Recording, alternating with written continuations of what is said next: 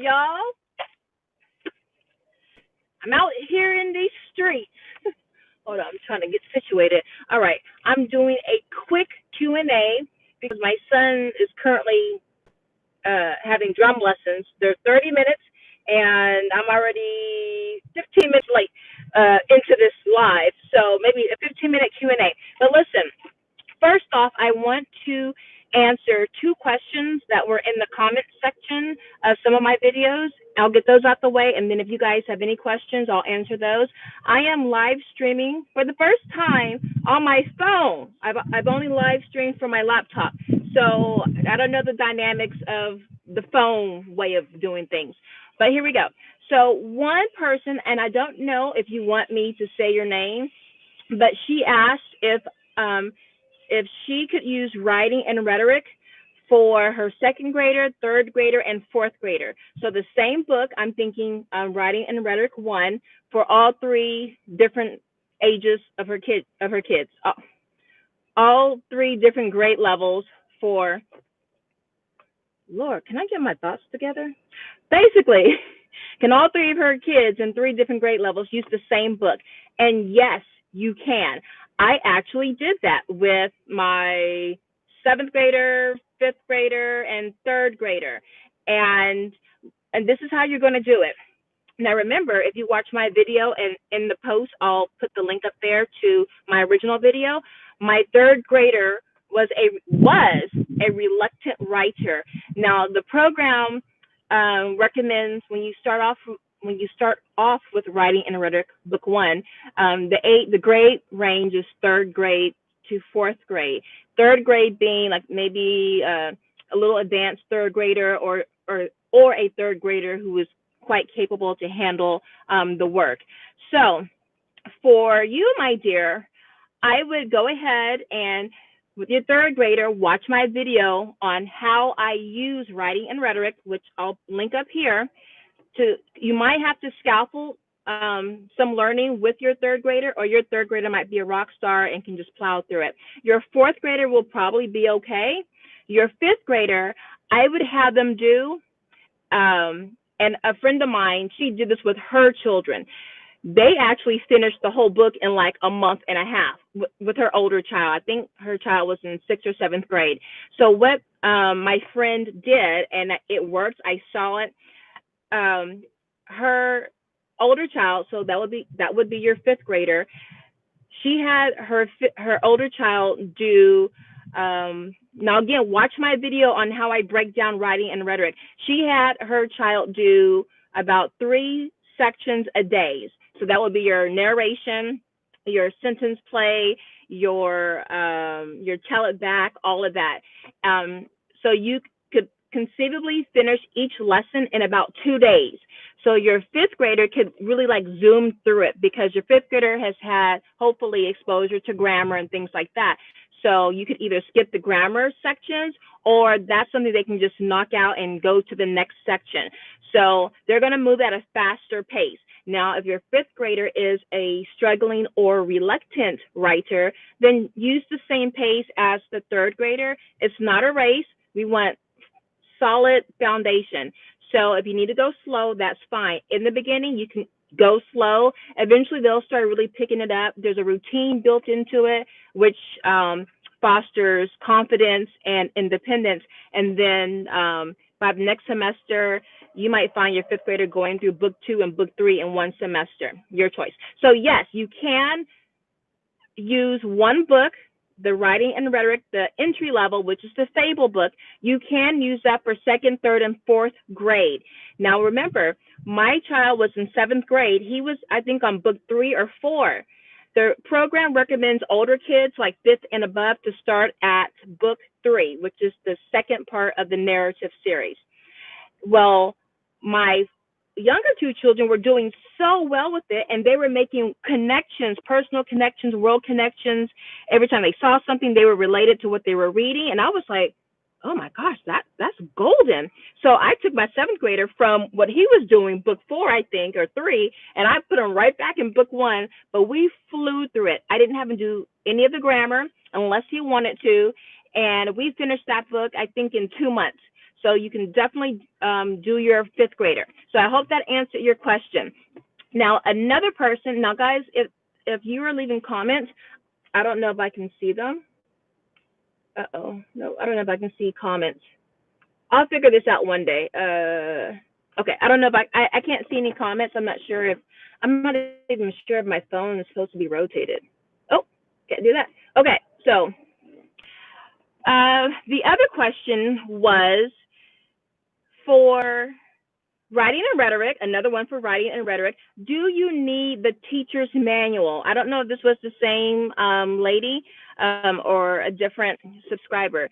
Yes, the teacher manual is essential because without it, you cannot do the dictation at all. So if anything, the dictation is very important, and that's only in the teacher manual. Now, if you're really strapped for cash, or you just can't get, you have to choose student or teacher book, I would say go with the teacher book, and then you have to do some rigging for, you make photocopies of, do a lesson at a time so you don't go crazy. And first, okay, let me tell you how to do this. Take your teacher's manual. Now, make a copy of, say, like the first section or the second section or whatever, or the whole lesson. Now, there are going to be answers on the page. It's the teacher's manual. So you're going to get your handy dandy whiteout or liquid paper. You're going to blot out those answers, and then you're going to make another copy to disseminate to your kids. So that's one workaround. It's a little bit more work, but in life, it's either you're going to give up time or you're going to give up money, okay? So it's either going to cost you time or it's going to cost you money. So you choose. So if you don't want to spend the extra money, you're going to spend some extra time. So that's a workaround. There was another mom from Australia who asked, no, I think that was you that asked about the student manual, the teacher manual. So I hope that answered your question. Another question was, I put the questions on my phone, but I'm on the phone. What was the other question? Oh, I think, wait a minute, guys. Oh, the questions are on my phone. I wasn't expecting to go live on my phone. I'm trying to think. If y'all have any questions, just type them out. Say hi or something so I know how this live stuff works on the phone. Like if somebody can just say, hey, Nikki, and then I can see if something pops up, and then I can see how this works. I'm just pushing buttons, but I don't want to hang up this live or anything like that. I'm not even sure how to do this. Anyway, so questions. So a number of questions that here's another question. A mom asked, first-time homeschooler, she's wondering if she needs a desk to homeschool her child. Right now they use, hey Erin, okay, now I see it. Oh, so the chat's on this side. On my laptop, the chat is on that side. So, hey, Brittany. Okay, so another mom asked, is it essential to have a desk to homeschool? Right now they have a large kitchen table and then like another table next to it. Girl, our kids, they have desks, they have designated spaces. Most of the time they're on the floor in the living room, on the kitchen table, up against a wall, sitting on the stairs, everywhere but their desk. Now, what I would recommend, if you're able to get a desk, if you can get a desk, because right now with COVID, desks are in short supply. As a matter of fact, one of the lovely ladies in the chat, her husband had to build their desk because couldn't get the desk. My sister, she couldn't get any desks from IKEA, Walmart, Target. There is a shortage. So if you have some handy skills, get thee to Home Depot or Lowe's and get you some plywood and try to put something together. But if you don't have a desk, you don't really need to get a desk. I would get a box, a crate, anything that can hold books and supplies. And you know what? Now, you probably buy stuff from Amazon. Whatever, any box you can find, get that box. If you can, maybe your child can decorate it if your child's pretty young.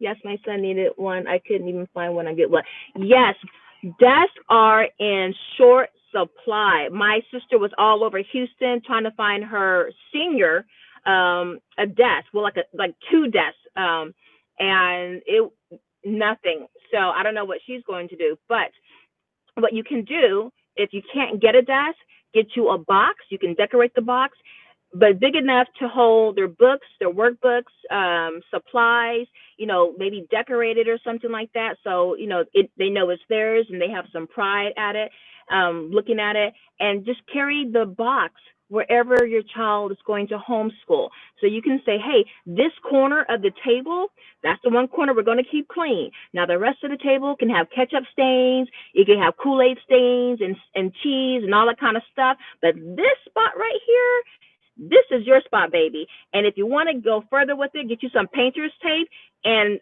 put down a square.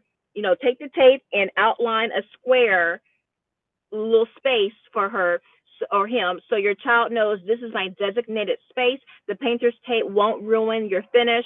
It pulls off very easily, so you can always reposition it. But then she really knows, when I see that blue painter's tape, I know this is my spot, and she can set her box on the floor, sit down at the table, and pull her stuff out and just do what she needs to do. So you really don't need a desk. If you can't get one, don't worry about it.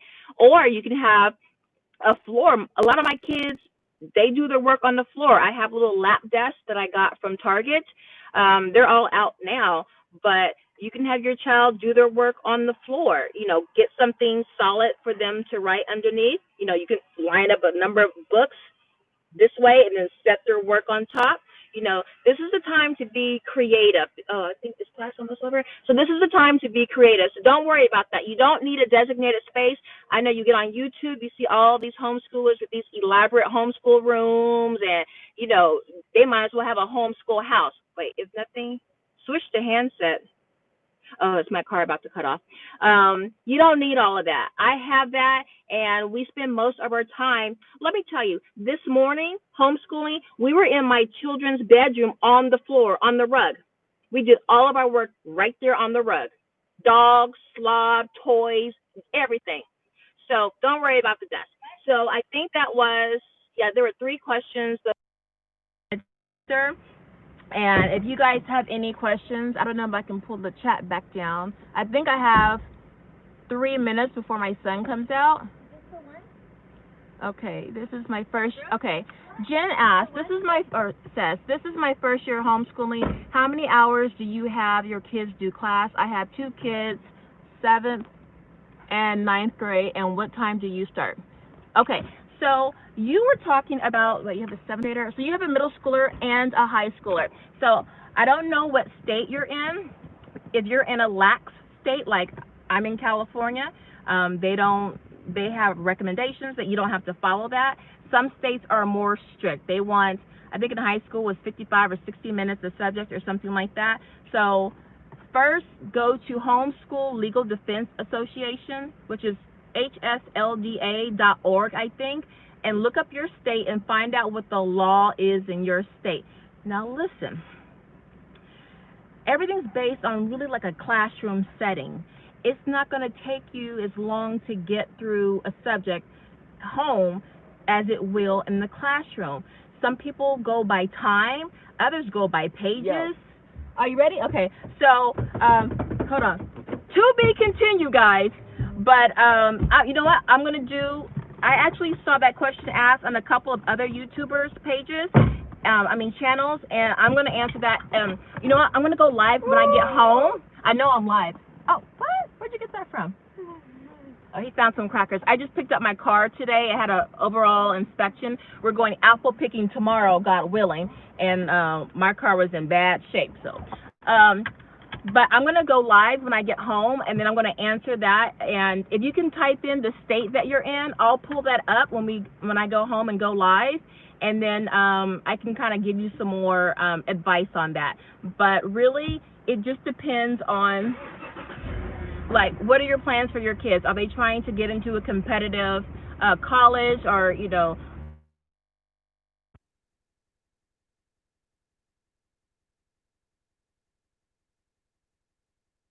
in the meantime, I would shoot for a minimum of 55 minutes per subject, just not knowing what state you're in. If your children take less than that to get through it and you feel that they have really gotten the lesson, then when you fill out that form for the state, you have records for them. You know how like the mob, they would have the cookbooks and then the books for the accountants.